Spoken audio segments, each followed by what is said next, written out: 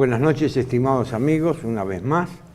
Estamos acá realizando otro programa de disenso, de filosofía y metapolítica, y esta es la segunda parte, o el segundo capítulo de este trabajo que estamos haciendo junto con el profesor Carlos Rodríguez Moreno. Gracias, Carlos, por venir una vez más. Disculpame la molestia. De nada, Alberto, para nada. Así que hoy vamos a hablar sobre el tema de la relación del tango con la literatura y todo esto que tiene que ver con las letras del tango, la historia del tango, en fin.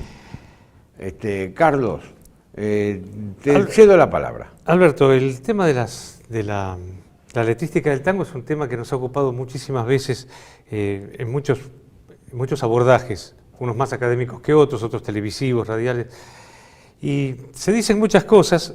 Lo interesante es que, para variar, hay mucha tela para cortar. Claro.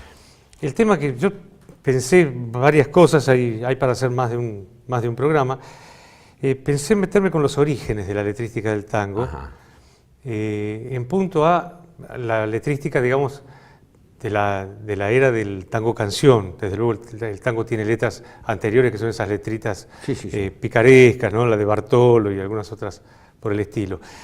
Hablo desde que la aparición del tango canción, así con Contursi en 1917, hasta por lo menos mediados de los años 50. Ese corpus de letras de tango tiene una característica muy interesante, y es que ha logrado una unidad, un sistema tan cerrado que cualquier intento que viole sus reglas suena raro, no se reconoce como tal. Mirá, vos sabés que vos habrás sentido hablar de Ricardo Piglia, que es un gran profesor de literatura, incluso ahora hizo programas por el canal Encuentro. Lo vi. Él enseña en Estados Unidos. Y entonces, vos sabés que él tiene una tesis, y que yo la anoté acá para traerla, ¿no? Dice Ricardo Piglia, el primero de los tangos es Mi Noche Triste, de Pascual Contursi, con letra de Pascual Contursi. Los tangos canción, ¿no? Tango canción. Y el último de los tangos dice así: el último es La Última Curda de 1956. Después de ese tango lo que se hizo fue otra cosa, porque se perdió la idea de situación dramática que sostiene y controla toda la argumentación poética. Y empezó ese sistema de asociación libre, de surrealismo un poco berreta, del violín con el gorrión y la caspa con el corazón. Lo dice en La Nación, el suplemento de ADN del 19/4/2008. Bueno, empieza el juego, tuviste el saque, te tengo que contestar. Lo que yo pensaba exponer tiene mucho que ver con eso, casi exactamente, salvo que, vos sabés a qué se refiere con lo del violín y el gorrión, ¿no? No. Homero Expósito escribió un tango que se llama Óyeme, dedicado a la muerte del hermano de alguien, no sé si era de Franchini o algo, a lo mejor estoy diciendo una barbaridad respecto al personaje, pero era la muerte del hermano de alguien notable. Y ese tango dice: tu forma de partir nos dio la sensación del arco de un violín clavado en un gorrión. Que es una metáfora que llega casi al borde de la metáfora, ¿no? El borde de la inteligibilidad. Y es por eso que Piglia... Por eso Piglia lo dice así. Evidentemente a Piglia no le gusta. A mí, la verdad es que esa metáfora siempre me pareció interesante, pero admito lo que dice Piglia porque en cierto sentido es totalmente así. En cierto sentido, el sistema de las letras de tango, que se funda en Mi Noche Triste, que a su vez está anclado en quien vamos a ver que es el personaje que subyace a toda esta época, ¿no es cierto?, que es Evaristo Carriego. Claro. Termina a mediados de la década del 50, época de grandes cambios políticos y sociales, la caída del peronismo, la llegada de los militares y digamos esa larga noche de gobiernos militares con algún gobierno civil pequeño en el medio. Todo aquello termina con el tango en el sentido en el que lo veíamos antes de eso. Claro. Desde luego que el tango ha sobrevivido, y es de lo que hablamos la vez pasada. Algo realmente poderoso ha sobrevivido, porque si no, no estaríamos hoy hablando de esto, tantos años después, tantísimos años después. Ahora, ¿y qué pasa con las letras del tango y eso que vos me habías insinuado del tema del barrio? ¿Cómo? Ocurre que justamente esta unidad, hay que explicar de alguna forma el por qué esta unidad de la que habla Piglia, de letras que van desde Mi Noche Triste hasta La Última Curda, en qué se fundan, de dónde sale ese criterio de unidad, esa esencialidad que permite reconocer las letras de tango, incluso para gente que no está versada en el género. Si uno le da a leer un par de letras de diversos géneros, esa persona al llegar a la letra de tango va a decir, esto parece un tango, no es un bolero, no es folclore. Y esto, para explicarlo, vamos a pedirle ayuda al recordado Osvaldo Pelletieri. Ajá, sí, sí. Osvaldo Pelletieri, como doctor en letras que era, nos dio una explicación muy interesante, que además la escribió en un trabajo que fue premiado por la Municipalidad de la Ciudad de Buenos Aires hace unos cuantos años, que tiene que ver con Evaristo Carriego y el sistema de las letras de tango. Un sistema literario es básicamente, como cualquier sistema, un conglomerado de elementos, ¿no es cierto? Que podemos decir, hay asociaciones, críticos, editores, instituciones, materiales de repertorio, mercado, los productos, es decir, las obras, los productores, es decir, los autores, y el público. Es decir, todo eso constituye un sistema y estamos hablando del sistema literario como modelo de esto. En una definición sintética, entonces, de un sistema, de qué es un sistema literario, podemos decir que es un texto o conjunto de textos que se convierten en modelo para la producción de nuevos textos en un determinado periodo de la historia. Ajá. Esta definición es extraordinaria. Sí, sí, Son sí. dos renglones, texto o conjunto de textos, que se convierten en modelo para la producción de nuevos textos en un determinado periodo de la historia. Exacto. Esto en literatura ha sido quizá mucho más trillado que en la letrística de canciones, pero pensar en textos modelo, que es el Martín Fierro o una cosa por el estilo. El sistema está compuesto en este caso por temas comunes, es decir, por temas que se tratan y otros que no se tratan en el tango. Claro. Uno va a encontrar desde luego el amor en clave de fractura, la amistad, la traición, el abandono, el paso del tiempo, la madre, la novia. La novia, todos ese repertorio de temas comunes a la letrística del tango, podríamos remitirlos, y lo vamos a remitir, a la obra de Carriego, que desde luego, de más está decir que Carriego no escribió nunca un tango. Claro. Porque uno, en la ingenuidad con que a veces se va metiendo en este terreno, lo escucha nombrar o siente su presencia, de tal manera que dice, será un autor más. Claro. No lo es. Porque Carriego fue un poeta que vivió 29 años. Claro. Hay un tango que dice, el ciego interminable. ¿Cómo es que dice? Eso es el verso de Carriego. No, yo le dije, está Carriego, pero en realidad Carriego no escribió nunca letra de tango. Eso lo va a decir Mansi. Mansi tiene en su primer tango y en uno de los últimos una alusión a una poesía de Carriego, que la vamos a ver enseguida, que nombra a estos personajes. Ajá, mirá vos. Si el tipo... Quiere decir que Carriego es el marco de referencia del barrio como referencia de letra de tango. Exactamente. Pero en una medida que es difícil calcular así a priori. Por eso digo, a medida que nos vamos adentrando en esto, entonces hablamos de los temas en común, la lengua literaria común. Tuvo que aparecer una lengua literaria común. Ajá. La letrística de tango, si bien se han escrito tangos en clave muy lunfarda, más o menos lunfarda, en lengua literaria más o menos culta, sin embargo, hay una forma de escribir el tango que también cuando se viola uno siente que no reconoce esto como tango. Yo voy a dar un ejemplo porque me viene a la mente. Rivero graba en cierto momento un tango que se llama Viejito Mejillón. Vos lo escuchás y decís, pero no sé qué le pasó a Rivero que grabó esto. ¿No es cierto? No. Claro, Viejito Mejillón. Claro, no se entiende. Vos lo lees, lo escuchás y no encontrás el tango.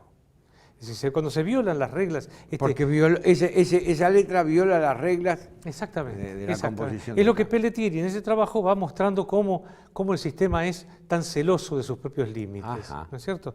Entonces hablábamos de temas comunes, lengua literaria común, un público nuevo que se genera cuando el tango comienza a plasmarse, el tango canción, evidentemente va generando, por selección, por sensibilidad, un público nuevo, que no era el público de la literatura culta, Claro. ni era todo el público inmigrante de la época, Claro. es un público determinado el del tango, quizás en algún momento masivo, pero que se va gestando junto con el género.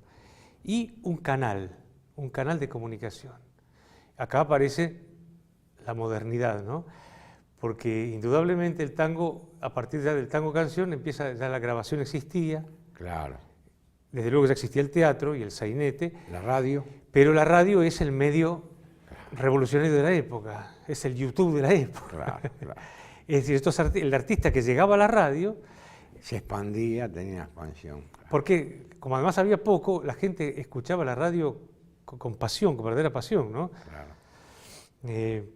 Así que tenemos esos 4 elementos, los temas comunes, la lengua literaria común, el público y el canal. Una vez que esto está armado, ya tenemos la posibilidad de que el sistema funcione.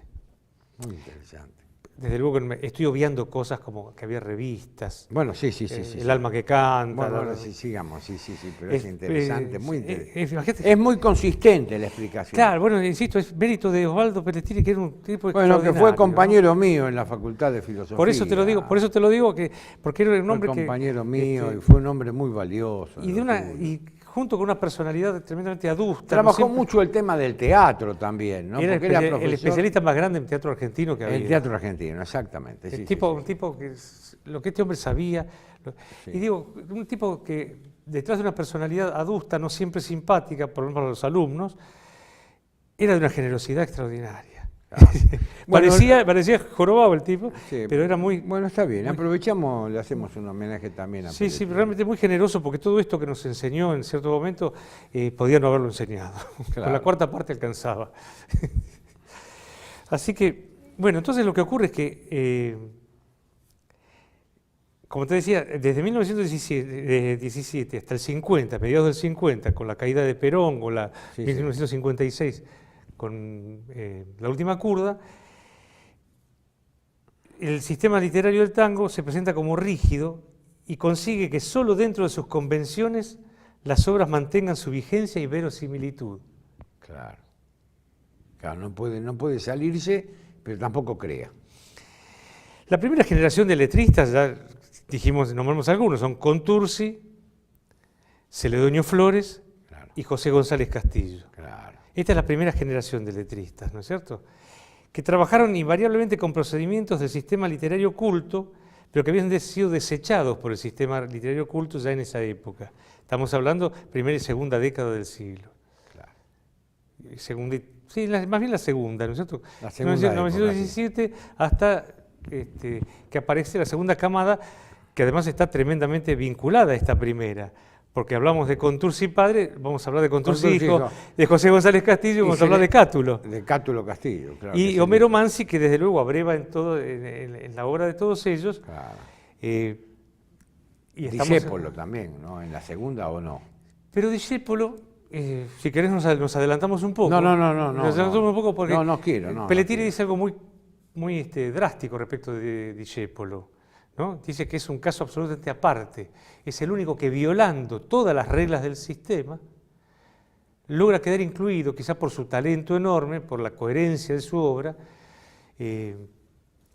y a tal punto que, bueno, la obra de Discépolo, viste que es una cosa que casi te diría que es un sistema cerrado en sí mismo, porque hay intérpretes que se han dedicado a cantar A a cantar nada más que Discépolo, sí, ¿no? sí. Virginia Luque fue una de las Virginia Luque grabó, creo que, no sé si se dejó algún tango de Discépolo sin grabar. Pero a mí me parece que es el hombre, el que más está marcado, la relación con la filosofía, el que más está marcado por todo el existencialismo. Exacto. De la época. Que hace la pregunta, ¿dónde estaba Dios cuando te fuiste? Claro, ¿no? claro. Es como una especie de Primo Levi, Sí. es una especie de Primo Levi del tango, ¿no? Sí, es cierto. Claro. Me acordaba de ese tango Tormenta. Claro, ¿dónde estaba Dios cuando te fuiste? Dios cuando te fuiste? Claro, pero ves como tanto en los recursos de la literatura van cayendo por ahí en desuso y son retomados por estos poetas populares, y la filosofía, empiezan a aparecer los filósofos clásicos tardíamente en los poetas populares, ¿no? Exacto. Es Nietzsche Claro, y Primo Levi. El tipo dice, ¿dónde estaba Dios cuando te fuiste? Che, bueno, hacemos una pausa y seguimos con la segunda parte. ¿Cómo no? ¿Cómo no? Bueno, una pausa entonces. Muy bien.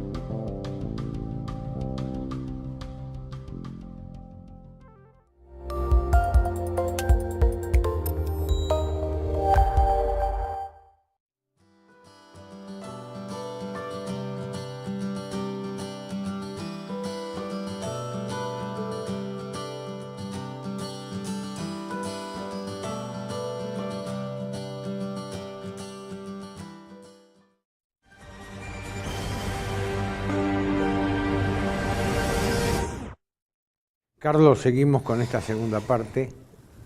Habíamos terminado de hablar de Discépolo y demás. Te decía, vamos a tratar de concretar un poco por cuestiones de tiempo, porque esto Sí. viste que es maravilloso, es un tema que nos... No.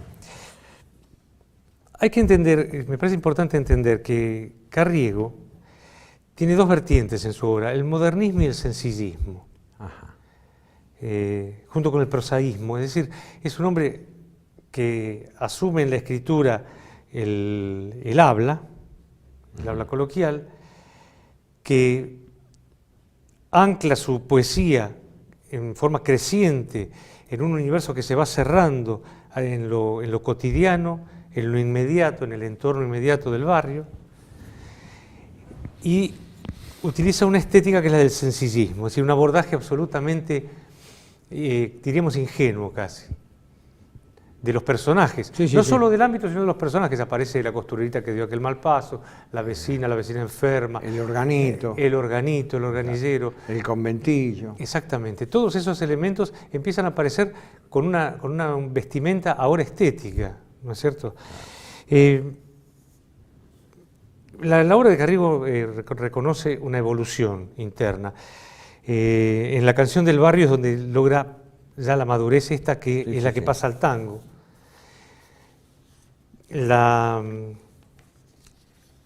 Deja de lado lo simbólico, es decir, es poco amigo de contenidos simbólicos, es muy concreto en su abordaje.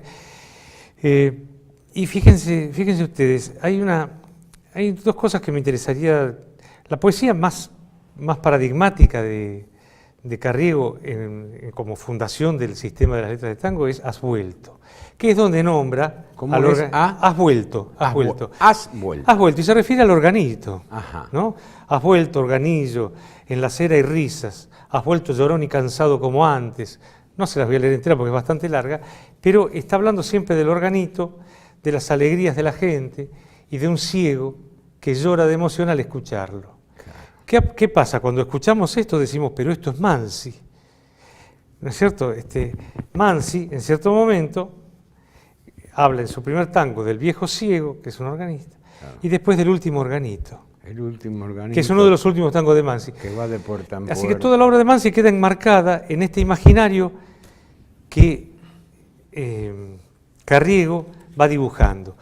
Ahora, para terminar de entender, para que todos podamos entender de qué se trata la estética de Carriego, vamos a leer algo que dice Borges sobre él. Borges tiene una obra sobre Carriego. Sí, tiene una obra que se llama Evaristo Carriego. Yo se la recomiendo a los oyentes porque es un libro, se llama Evaristo Carriego, tiene unos complementos que es la historia del tango, las inscripciones en los carros, unos complementos que él incluye para redondear esto que él ve como, sin nombrarlo como un sistema literario, porque para que Borges le diera pelota a Carriego, Carriego debía ser bastante bueno, ¿no? Porque era un hombre muy ácido, Borges, y le bastaba una ironía para sepultar a algún poeta famoso. Así que imagínate, al pobre poeta de Palermo con 29 años de edad, Claro. y muerto en 1912, lo hubiera podido sepultar con una palabra. Y sin embargo, le escribe un libro dedicado al análisis de la obra de Carriego. Sí, sí. Dice Borges, el suburbio crea a Carriego y es recreado por él. Carriego impone su visión del suburbio y esa visión modifica la realidad. La modificarán después mucho más el tango y el sainete. Ese juego dialéctico de retroalimentación entre el suburbio y Carriego es una cosa extraordinaria, porque los que hemos nacido unos cuantos años después de la muerte de Carriego, no teníamos 1 metro de estatura, caminábamos el barrio y ya nuestros padres nos habían transmitido esa visión, esa forma de mirar. Sí, sí, es así. El barrio, la esquina, el café. Bueno, y decime una cosa, esto, si vos querés redondear algo más querés porque yo quería ir a un tema que me parece que es caro para nosotros, pero yo te cedo. Bueno, entonces, ahora que hablamos de esto del tema del barrio, quiero ir a un tema que yo sé que es muy caro porque todo el mundo se pregunta sobre el tema del origen del tango. Porque siempre se habla del origen del tango y todo. Y resulta, para que vean que es caro el barrio, ¿no? Dice Borges, en la revista Martín Fierro, uno de los primeros artículos que escribe, no cita a Carriego, hablando de los orígenes del tango.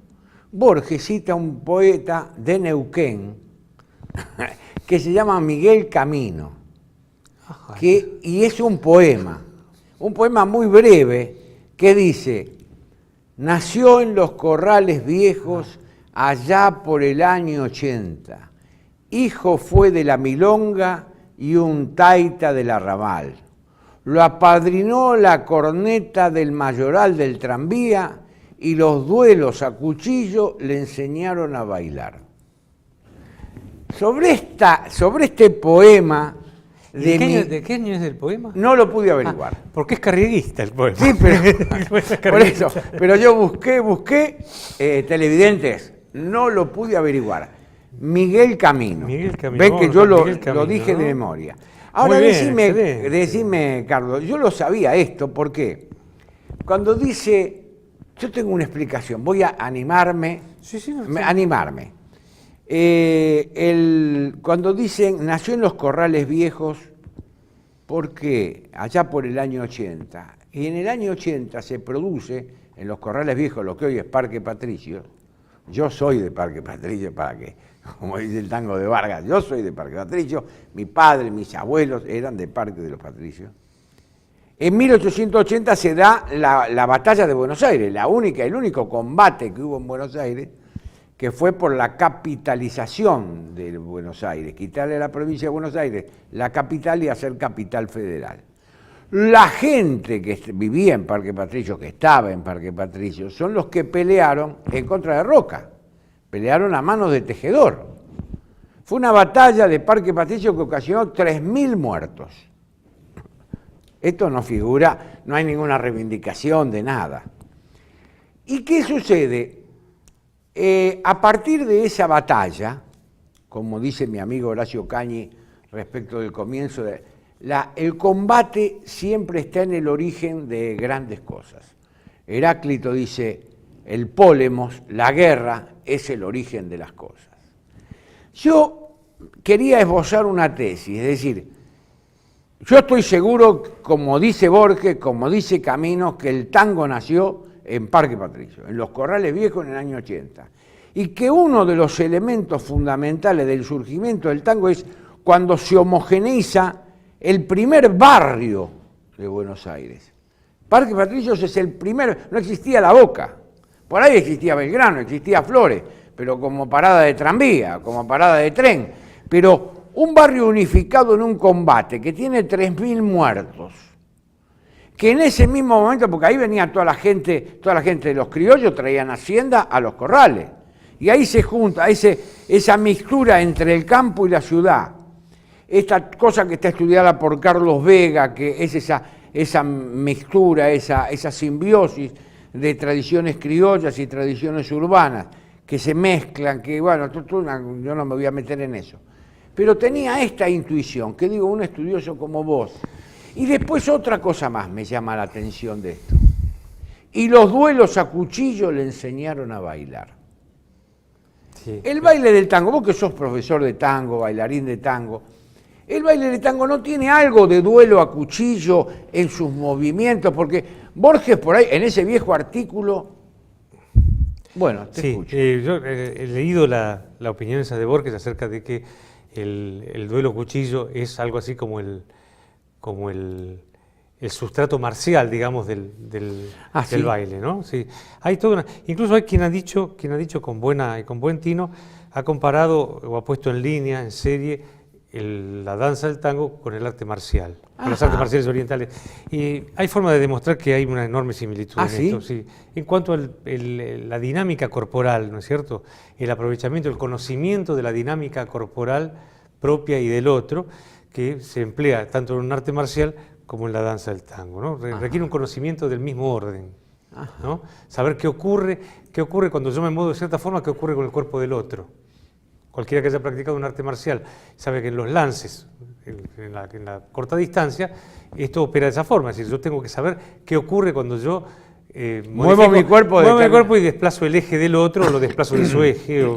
Y esto ocurre lo mismo en el tango, exactamente. Pero estoy de acuerdo con eso, yo creo que se ha nutrido. Esto lo decía también el gallego Manolo, el bailarín de Canyengue. Sí. Decía justamente que la motilidad, la forma de moverse de los hombres de aquellos tiempos, de 1880, hombres acostumbrados a hacer fuerza, estibadores, tipos que cargaban reses, tenían una forma de moverse muy distinta de la nuestra, que a lo mejor vamos al gimnasio. Claro. Y esto ha cambiado el baile del tango, y él daba una explicación yo de la naturaleza, sí. Y era interesantísimo. Pero como vos preguntás por los orígenes del tango, fíjate que este hombre, Miguel Camino, elabora con una síntesis poética extraordinaria una respuesta mítica al origen del tango. Claro. Es un mito del origen. Porque lo que yo sé a dónde va tu pregunta, sé por qué lo preguntás, hemos hablado muchas veces de esto. El tango se resiste, como muchísimas otras cosas, se resiste a los abordajes históricos precisos, con fechas, lugares y documentos. Por un lado, por su naturaleza misma, porque tiene un origen difuso, indudablemente es una creación colectiva, por lo tanto es muy difícil ponerle firmas a esto. Pero por otro lado, porque nuestra idiosincrasia es así. Nosotros tiramos todos los documentos, hasta los del Congreso, la Constitución, el presupuesto, todo el diablo. Nuestro país carece de estas cosas, carece de mucha documentación, se ha perdido mucho, se han perdido grabaciones, se han perdido programas de televisión grabados con gente que eran semidioses. Claro. Imagínate, no se va a perder el origen del tango en los corrales viejos. Pero Miguel Camino logra este origen buena mítico. Explicación la tuya, Claro, qué buena. Este origen mítico. Es un origen mítico. ¿Hijo de quién? Hijo de la milonga. Y de un taita del arrabal. ¿Te das cuenta que esto es Grecia? Lo apadrinó la corneta del mayoral del tranvía y los duelos a cuchillo lo enseñaron a bailar. Te das cuenta que el tipo elabora un origen mítico para cerrarle la boca a toda la gente que busca decir, bueno, ocurrió en tal año, cuando apareció tal... Un poeta de Neuquén. Un poeta de Neuquén. Es conocido, yo busqué en Google, pero, demás, lo curioso, pero no pude averiguar ahora estoy seguro cuándo fue la fecha. O él se apoya en Carriego o Carriego en él, porque hay palabras que son, y imágenes que son totalmente carrieguistas. Uno de los dos claro, conocía la obra. Porque aparte es un poema, no es una letra de tango. Él se apoyó en un poema. Y Borges lo cita, tampoco pude averiguar, en la revista Martín Fierro, así, estamos hablando del año 20 y pico, una cosa así. Y Borges apoya absolutamente estas posturas míticas. Claro. Exactamente. Todos sus personajes, fíjate que los personajes que el propio Borges crea en sus cuentos, van elaborando una especie de mítica del cuchillero. ¿No? ¿Puedo sacar un poquito del jugo? Bueno, mira, acá me estuve agarrando algunas definiciones del tango, ¿no? Y dice, bueno, ya que estamos de Borges, dice Borges, este tango que hoy se toca es demasiado científico, hay que sobrellevarlo, pero que no me digan que es porteño, dijo Borges. Claro, Borges tenía una idea que creo que él mismo desecha después. Él tenía una idea en su primera época de abordaje del tema del tango, y era que el tango se había italianizado. Claro. A él le gustaban los tangos primitivos, juguetones, amilongados. Le echó la culpa a los italianos y después se dio cuenta de que, bueno, era medio inevitable que los propios padres del tango no aparecieran en el tango. Porque la inmigración, fundamentalmente italiana y española, tiene una influencia decisiva en el origen del tango. El tango, vos hablabas de los orígenes, bueno, hay que reconocer vertientes negroides. Claro. Buena parte del tango se lo debemos a la hija de Rosas, a la hija de Rosas. Claro. Si esta mujer no le hubiera dado cierto espacio para expresarse a los negros de aquel entonces y el padre no le hubiera dado permiso para que ella hiciera eso, hubiéramos perdido una de las vertientes que es el negrismo, ¿no? Claro. La tesis de Vicente Rossi. Claro, de Vicente Rossi, sí. Y las otras vertientes que son las vertientes hispana e italiana, amén de otras inmigraciones como la judía, la árabe, pero... Sí. Bueno, mirá, acá dice, mirá el poeta González Tuñón, dice, es la música y la canción encargada de dispersar por la urbe la tristeza que recoge en el callado corazón criollo, sufriente y viril. González Tuñón. Te doy otra. Macedonio Fernández, el primer filósofo, dice, el tango es lo único que Buenos Aires no imitó de Europa. Claro. Sí, el tango no imita. Puro ¿no? disenso. Mahfoud tiene, incluso aparece en Mahfoud también alguna prefiguración del disenso y de esas posturas, como reacción frente al aluvión inmigratorio. Claro, ¿no? claro. Bueno, Carlos, te agradezco muchísimo este programa y los televidentes calculo que estarán contentos de escuchar a un especialista en estos temas. Y bueno, Dios quiera que en algún momento podamos hacer otro programa también. Hay muchísimo material sobre esto, incluso sobre la letrística. Esto es apenas el ABC. Bueno, vislumbramos algo. Gracias, vislumbramos Carlos. algo. Y bueno, buenas noches a ustedes.